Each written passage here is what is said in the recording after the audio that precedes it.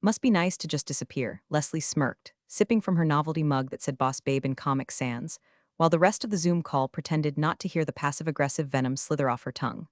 I was already 5 sips deep into my third margarita when I read the transcript. Beach wind in my hair, hammock swaying like a lullaby, and there she was, Leslie, mocking my PTO like I'd abandoned my newborn on the interstate. My out of office was set. My Slack status said, clear as day, palm tree 000 until 8/15. Emergencies only, not kidding. Palm tree, but apparently, Leslie's idea of emergency included stroking her own ego while rerouting a system I designed like she was assembling IKEA furniture with a hammer. Let's back up. I hadn't taken real time off in 2 years. Not I'm still reachable time. Not I'll check in during lunchtime. I mean full blackout. My phone's on Do Not Disturb and buried under a towel next to SPF 50, and a book titled Burnout is a feature. Why? Because I just dragged our product through its third flaming launch window in as many quarters, duct taping backend tickets and massaging stakeholder egos until my eyeballs developed their own Jira boards. I earned this hammock. I earned this pina colada. And if you ask my chiropractor, I earned at least 3 more because apparently my spine now curves like a damn question mark from months of bad office chairs and worse decision making. But Leslie just got promoted after doing, well, unclear. She'd spent the last 6 months learning everyone's name wrong and calling herself a fire starter. Her first official act as VP of Customer Ops, telling the entire team during a sync that I must be nice to just disappear before casually announcing that she'd be overseeing the final integration of our new support notification platform. The same one I architected. The same one with a nested escalation logic tree so sensitive it could probably predict breakups if you fed it Slack metadata. She didn't consult me, didn't even Slack me, just handed the keys to her little bootlicking protege, Hayden, a man whose entire troubleshooting technique boiled down to have you tried rebooting. So I did what any responsible dev on PTO would do. I muted notifications, ordered another drink, and opened Slack from my burner Chromebook just to peek. Not intervene, just watch. Like you might peek at your neighbor's garage sale while pretending to water a very fake plant. And there it was. A change log entry that didn't smell right. Permission reroute I never authorized. A command string I recognized immediately because I wrote it, years ago, for failsafe escalation queue we never fully launched. You know, the kind of thing that routes priority alerts straight to every support agent, executive channel, and partner Slack thread simultaneously? Yeah, that queue. I laughed so hard I choked on my straw. But hey, before this train gets too far down the track, quick moment. If you're enjoying this descent into corporate hell, smash that like button and hit subscribe. Seriously, 97% of y'all listen without subscribing, and our team needs serotonin like Leslie needs a LinkedIn course on humility. Okay, where were we? Right, the command. I tapped into the command log again. Hayden had scheduled the execution for Friday morning, bright and early, like it was a simple test queue. No notes, no rollback plan, no version lock. It was like watching someone dangle a toaster above a bathtub and call it innovation. I could have messaged someone, flagged it, dropped a maybe don't do that emoji reaction. But then I remembered the team sync clip, Leslie's smug little chuckle, the way she said my name like it tasted like off-brand yogurt. Nora was supposed to clean all this up before she left, but I guess I'll just handle it myself, so I did nothing. Just leaned back, clicked the umbrella on my drink sideways, and watched the digital guillotine inch a little lower. After all, I wasn't on the clock. Not yet. The first red flag wasn't even red. It was beige, subtle, bureaucratic. A permissions audit showed someone had rerouted backend access credentials from the secured ops bucket into a more streamlined structure. A pretty little sandbox named Leslie Test, one final real final YAML. That alone should have sent HR into cardiac arrest, but nah. The CTO approved it with a Slack emoji, which tracks. Our CTO, Mira, hadn't looked anyone in the eye since Q2. She lived on Red Bull, existential dread, and a backlog of ignored DMs. By the time Leslie rolled up to her office talking about agile momentum, I think Mira just handed her a metaphorical lighter and pointed to the codebase. Leslie, newly armed with vision and zero technical humility, decided it was time to move fast and break things. So she looped in Hayden, who once referred to DNS as that computer phone book thing, and told him to push the new escalation logic live for a controlled test. No test environment, no QA sign-off, just vibes and coffee breath. Meanwhile, I was sitting poolside, watching the whole thing unfold like a true crime documentary narrated by margaritas. The escalation queue they were poking? That wasn't a normal Slack alert path. It was a buried system I'd built years ago, back when we were still just a scrappy startup running support from our bedrooms. It had a specific purpose: to triage catastrophic user events, alpha testers discovering critical bugs, security red flags, or unconfirmed data leaks. That thing had teeth, it had fangs, and it had a very specific rule baked into its logic tree. If executed without an authorized throttle, escalate to all support endpoints. Internal, external, executives, integrations, partners, API webhooks, everything all at once. And I know it had that rule because I wrote it during an overnight caffeine bender fueled by panic and flamin' hot Cheetos. Leslie hadn't read the legacy documentation, or if she did, she skimmed it the way you skim a software license agreement, eyes glazed, brain absent, confidence unjustified. How do I know? Because when I cracked open the command string in the audit log, I saw her favorite signature, / approved by Leslie V2. Like she thought she was branding her own perfume.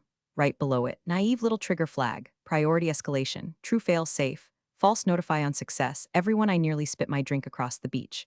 There it was, the Pandora's box, the doomsday lever, unlocked, untested, and scheduled to run Friday at 8 o'clock a.m. sharp. For a moment, I considered texting Mira, or maybe dropping a red alert emoji on the commit. But then I remembered Leslie's exact words from that sync meeting. Nora was great at building things, but we're past the building phase. We're evolving now, right? Evolving into a slow-moving digital extinction event. Instead, I bookmarked the log, took a screenshot, labeled it natural selection PNG, then I scrolled Slack. The DevOps channel was suspiciously quiet.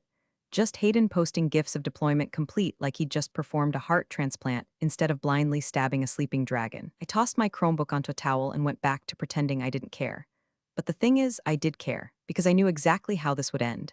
And when it did, it wouldn't be Hayden's name on the original logic tree. It wouldn't be Leslie's YAML file getting cited in the postmortem. It'd be mine, which meant I had two choices: sound the alarm and get pulled back into the inferno, or let it burn and hold the receipts. I chose the latter, because nothing teaches respect for architecture like watching the ceiling fall in on the people who mocked the blueprints. It started like digital tinnitus, just a faint background ping. One Slack alert popped up in #supportall, alpha user 778, unable to complete 2FA after password reset. Mild, innocuous, kind of thing that usually gets triaged within 5 minutes by an intern named Kyle with too many Funko Pops on his desk. Then a second one. Alpha user 134, escalated ticket flagged as P1, then 5 more, then 13, then 67. I refreshed the admin console and watched the queue swell like a tick on a blood donor. My hammock creaked slightly beneath me as I adjusted my drink and checked the time. 8:06 a.m. Right on schedule. The escalation loop was now fully active.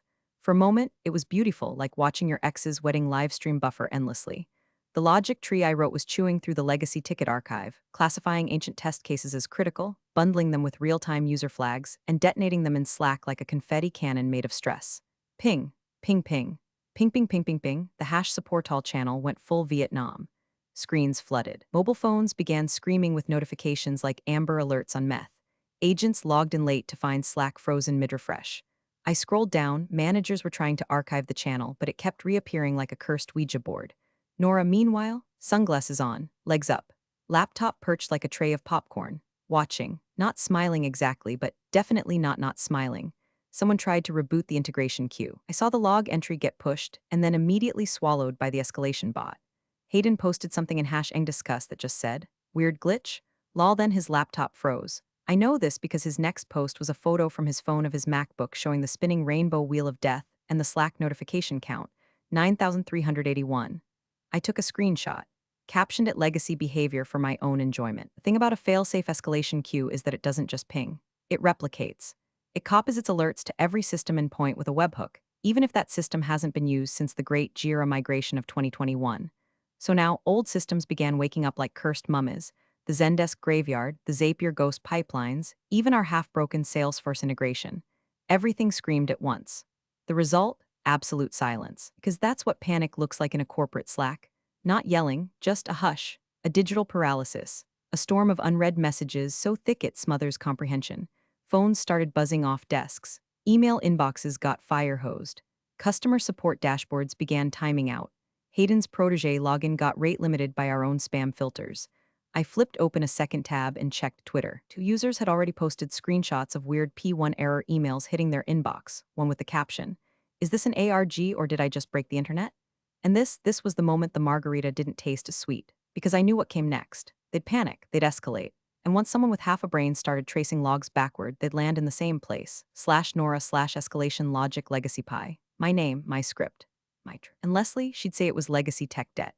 She'd say I failed to sunset it, that I left it there like an unexploded landmine, which wasn't entirely wrong. I closed my Chromebook and breathed in the salt air. In my bag, my phone was still on Do Not Disturb. Still no calls, still no pings. But that wouldn't last. The dread sat in my chest like ice melting into soda. I had maybe 2 hours, 3 if the CTO kept pretending this wasn't happening, to decide what kind of story I wanted this to be. Would I play hero, or let them taste every ounce of their own smug indifference? The hammock rocked gently beneath me. I let it sway. Let them sweat. Let the queue multiply. Because there's a special kind of satisfaction in watching a system you built misfire with surgical precision. Especially when the only person who can stop it is drinking out of a pineapple. By 8:32 a.m., the system went from weird slack lag to full-blown DEFCON 1.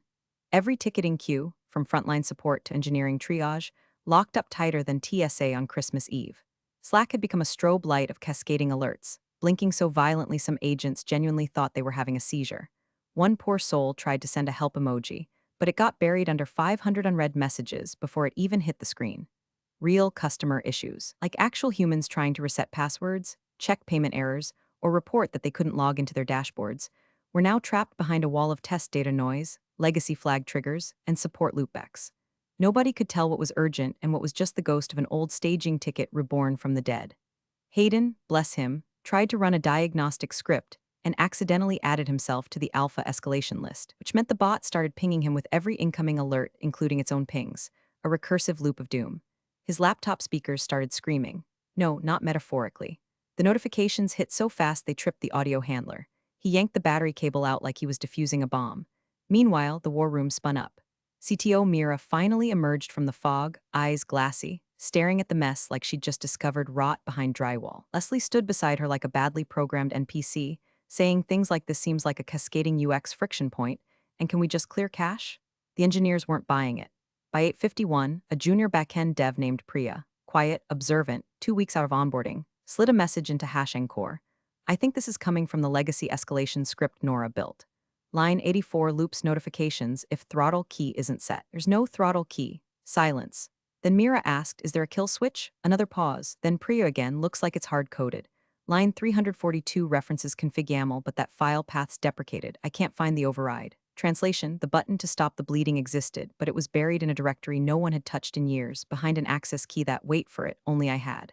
And still, no one called me. No email. No Slack DM. No frantic text. Not a single hey, Nora? We might have nudged your dormant murderbot, and now it's committing war crimes against our infrastructure. I stared at the ocean. I waited. Every part of me wanted to crack my neck and dive in, clean it up in 10 minutes, regain control, deliver that sweet dopamine rush of the prodigal architect returns. But I didn't, because this wasn't just about broken systems. It was about how quickly they forgot, how fast they erased the people who held the walls together, how easily someone like Leslie could strut into a room, kick over a server stack, and still expect applause. I wasn't mad. I was tired. Tired of being the invisible glue. Tired of being the person who knew where all the bodies were buried and having that knowledge treated like clutter instead of capital. So I stayed in my hammock, watched my unread messages climb into the hundreds, sipped slowly from a coconut with a ridiculous umbrella in it, and waited for them to remember who built the castle they were drowning in. Leslie was already sweating before the Zoom camera even went live. By the time the emergency war room assembled, complete with the CTO, DevOps, product, legal, and 2 wide-eyed interns who absolutely should not have been there, was dabbing her forehead with a tissue and scrolling through Slack like it owed her an apology. Let's all just slow down, she said, voice tight and teeth bared in a smile that looked one pulled thread away from a full unravel. We're obviously dealing with some kind of system artifact, probably an automated misfire, and I think if we all work together, we can isolate the Leslie, Mira cut in, eyes locked on a shared screen of the command logs. Her tone wasn't accusatory, not yet, just exhausted, like a teacher who's had one too many glue-eating incidents for the week. You signed off on this push? Silence. Mira zoomed in. Line 221, hash approved by VP Cust Ops Leslie B. 8 to 15 final YAML. There it was. Her little vanity tag, a mark of ownership now tattooed across the crime scene. Leslie's face twitched. That wasn't meant for production. It was a test run. I was told the automation would handle the deprecation queue. DevOps manager Elias cut her off. Quiet, surgical. Nora flagged that script in 21. She archived a note into the repo. Failsafe queue, do not deploy without throttle, key, and rollback path. Consult legacy doc v1.9. He glanced around the call. It's still there. Has a big red warning emoji. Leslie blinked. Well, clearly that wasn't surfaced properly. It's literally named danger, do not touch pie, Elias said, in all caps. Look, I assumed that code had been deprecated. If it was still live, then maybe Nora should have cleaned that up before going oh. And there it was, the pivot. The first grenade lobbed across the silence. All eyes on the call shifted, not with agreement, not even with confusion, just That slow, uncomfortable blink people do when they realize they're watching someone try to rewrite history in real time, while the timestamped evidence scrolls behind them like digital receipts. Legal muted their mic. Product stayed quiet. Mira leaned forward. You were offered onboarding sessions for legacy systems. I checked. Nora scheduled them twice. You declined both. Leslie straightened. Because she was transitioning out of that role. I was told the system was stable. No. Mira said, tone clipped now. You told yourself it was. In the background, more alerts rolled in. Customer retention flagged a 2% spike in cancellation requests. Marketing pinged the war room to say journalists were starting to sniff around. And yet, not a single person had messaged me. I was still poolside, toes in the sand, scrolling the war room notes through a mirrored guest Slack account that nobody remembered I still had. No comments, no interventions, just observation. Every time Leslie's voice climbed another octave, I felt the universe adjust its weight. Her bluster was unraveling like a thread yanked from a cardigan by a lawnmower. And me? I didn't move, didn't post, didn't correct her. Because sometimes silence isn't surrender, it's strategy. Every lie she spun tied the knot tighter. Every attempt to pass the blame just spotlighted how little she understood the system she claimed to lead. She wanted me to clean it up. Darlin, you don't hire an arsonist to rebuild the house. You call the architect who told you where not to put the gas line. And until they remembered that, I'd be right here, watching, quiet, unbothered, and holding the matchbook. At 9:47 a.m., Mira finally cracked. Not publicly. Not in the war room. No, she did what seasoned tech leads do when the ship's on fire and the captain's yelling at the engine. She messaged the last person she should have needed to message at all.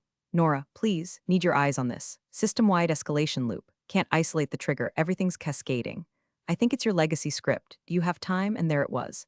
The thing I'd been waiting for all morning, not the panic, not the chaos, but the acknowledgement, not from Leslie, from someone who knew better. I waited 6 minutes before responding, just enough time to finish my drink and reapply sunscreen like the professional I am. Then I tapped out the reply, one-handed, sun in my eyes, hammock gently swaying. Legacy escalation queue. Line 342 in config YAML references a deprecated throttle path.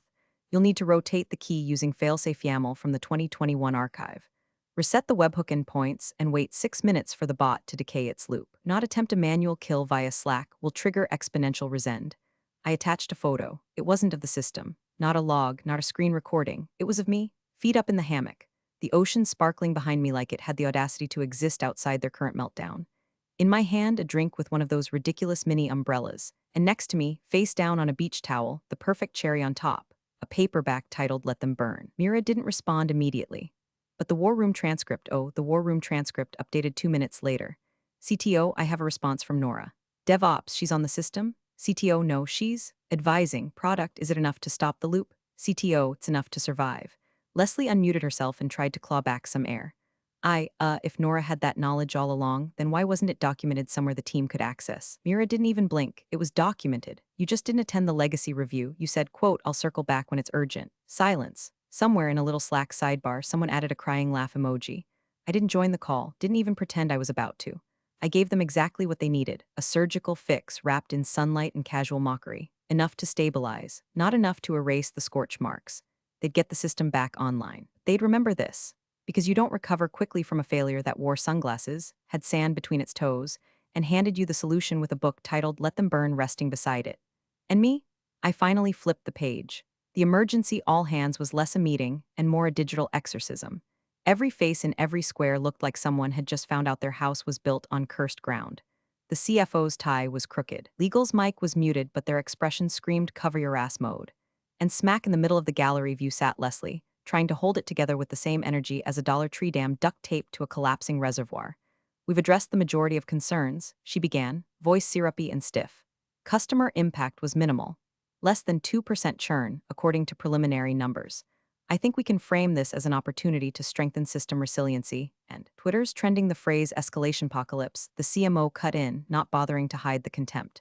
We're getting roasted in 8 languages. Someone dropped a link in the Zoom chat. A meme, a Slack notification tsunami crashing into a tiny stick figure labeled Hayden.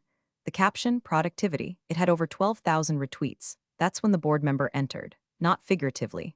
I mean the actual board. Someone who only shows up when the SEC starts sniffing around or when someone forgets to remove cocaine from the cap table.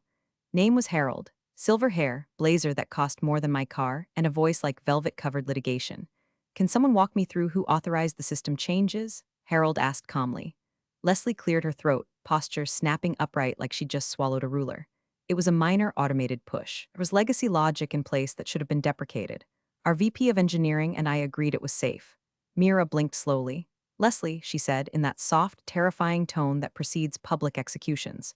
You overrode the VP of engineering on that decision. I have the commit log.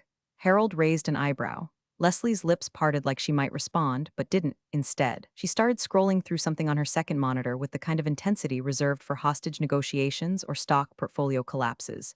Then, without warning, I logged in. No camera test, no mic check, just a click. My video feed flickered on mid-sentence. I didn't speak, didn't even blink at first. Just leaned back in my hammock, the shoreline stretching behind me like an oil painting, wind tousling my hair. One hand lazily spinning a straw in a glass that sparkled with condensation. Sunglasses on, jaw set, face neutral. The room went silent, even Slack quieted down. Harold looked directly at my tile. And who's this? Mira exhaled like someone who had been waiting to drop the final domino. That, she said, is the only person who can unbrick the system. I said nothing. Didn't smile, didn't wave, just stared back through the screen with the kind of serene authority you only earn after you've architected the very platform melting beneath them. The same one they tried to take from you. The same one Leslie tried to run without a map, compass, or flashlight. I watched Leslie shrink. Not physically, but spiritually. The bravado peeled off her face like cheap veneer. She muted herself so fast her camera stuttered. Harold didn't even glance in her direction again. CTO continued, Nora's configuration is the only path to restore full access without triggering another loop. She has the throttling key, and the deprecation mappings were hard-coded into her legacy scripts. No one else documented them. Harold's response? Simple. Final. Well, he said, adjusting his blazer, get her what she needs. And just like that, without uttering a single word, I reclaimed every ounce of power they tried to strip from me. Because sometimes, control doesn't sound like yelling. Sometimes it just looks like a woman on vacation, showing up when they finally remember who built the kingdom they set on fire. I let the silence hang for another beat after Harold's decree. It wasn't just for drama, it was surgical. They'd all spoken, spun, scrambled. Now they could sit in it, then I clicked back into Slack. No preamble, no emoji. Just one message posted in #InfoCore and CC'd to legal, DevOps, product, and just for kicks, the board liaison account. Per my last commit https://githubcom/platformops/escalation logic/commit/f0f13a9 documented in readme.md, updated Aug 2023. Section 6.3. Failsafe escalation behavior, trigger logic, rollback parameters, and key rotation protocol.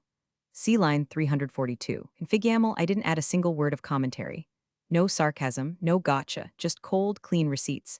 A kill shot wrapped in Markdown. Within seconds, the channel lit up with eyeballs. Priya dropped a person female. Elias responded with just confirmed. One of the legal analysts posted can confirm access plus logs were preserved. No malfeasance on author's part. Then the Slack gods moved. A green banner popped up mid-Zoom call. Everyone saw it. System notice, user at Leslie B has been removed from this workspace. Her video froze in a half-open mouth grimace, like she'd just been vaporized mid-sentence. And honestly, she had, politely, administratively, but thoroughly. Hayden followed suit a minute later, not banned, just quietly reassigned. Mira posted the new org tree live on the call like a final nail being driven through wet plywood. Hayden's responsibilities have been reassigned to at Priya D, interim SRE Roman 2. The message had no fluff, no thank you, just a redirect. His face blinked off camera so fast you'd think he got Wi-Fi sniped. And Mira sat back in her chair, finally looking awake, not angry, not vindictive, just decisive. I'll be initiating a formal audit of leadership decision-making over the last 2 quarters, she said. I'd like full logs from change approvals, documentation sign-offs, and attendance records for training sessions, especially those related to legacy infrastructure. Harold nodded. Good, let's make sure we know who's flying the plane next time before they start hitting buttons. Nobody mentioned Leslie again. No, we wish her well. No, she gave it her all. Just vacuum silence where her narrative used to live. I didn't say anything, didn't smirk, didn't lean into the camera with a told you so grin. Instead, I posted one final message just for Mira. Let me know when you're ready for the rebuild. I've got ideas, but I bill hourly now. And then I shut off my camera because this wasn't revenge. It was record keeping. The board interview wasn't held in a conference room. It was a video call. Middle of the afternoon, sun hot on my shoulders, laptop balanced on my knees, drink within arm's reach. The breeze hummed behind me like a smug little soundtrack. 3 board members. Harold among them, sipping something from a branded mug he clearly thought made him look casual. Mira was there too, off camera, probably because her expression had long since calcified into don't get fired mode. Nora, Harold began, folding his hands like he was about to offer me a deal on a slightly haunted mansion. We want to thank you for your grace under pressure. Your response prevented a full system collapse. I was on PTO, I said, voice steady. Didn't plan to save anything. A pause, then a smile from him, not real but sharp enough to count as one. Yes, well, the truth is we'd like to offer you your role back. VP Engineering, full autonomy, sign-on bonus, equity options. We'll clean up the reporting lines. I'm not interested. Another pause, longer this time. Mira tilted slightly forward, like she'd expected this but hoped I'd at least pretend to entertain the idea. But I continued, I will consult. Harold blinked. You'd prefer contract work? No, I prefer control. You'll pay me triple my old salary, monthly. No invoicing lag, and I choose the rebuild team. He raised an eyebrow. That's generous compensation. You were about a day from being roasted in the Times, I said. I'm practically doing this at cost. Another moment of silence. Anything else? Harold asked. One clause. I smiled without showing teeth. Leslie doesn't come within 5 VPN hops of production. Mira finally unmuted herself, dry and deadpan. Done, and that was that. No fanfare, no ticker tape parade, just power quietly relocated. Later that week, they held an internal close-out call, not an all-hands, just a huddle of stakeholders pretending it was about next steps. Leslie dialed in. Different backdrop. No longer the tastefully curated home office with the succulents and the ring light. Now it was a blank wall and a nervous posture. As the room shuffled through performance metrics, Mira finally turned to her. Calm, quiet, you approved this, she asked. No blame, no venom, just the question. Leslie didn't answer. She logged out before the slide deck hit page 3. I watched the whole thing from a new screen, clean install, fresh environment, no legacy files. I'd already started mapping the rebuild, from scratch, no ghosts. Just as I clicked to close the session, another ping slid across the screen. Slack at CFO Direct. So, how much for a full rebuild? I smiled, closed my laptop, and finally, rolled over in the hammock and took a nap, because I didn't torch the castle. I just bought the land underneath it. You're the real MVPs of the office jungle. Thanks for watching. Smash that subscribe button, or the coffee pot might just forget your next brew.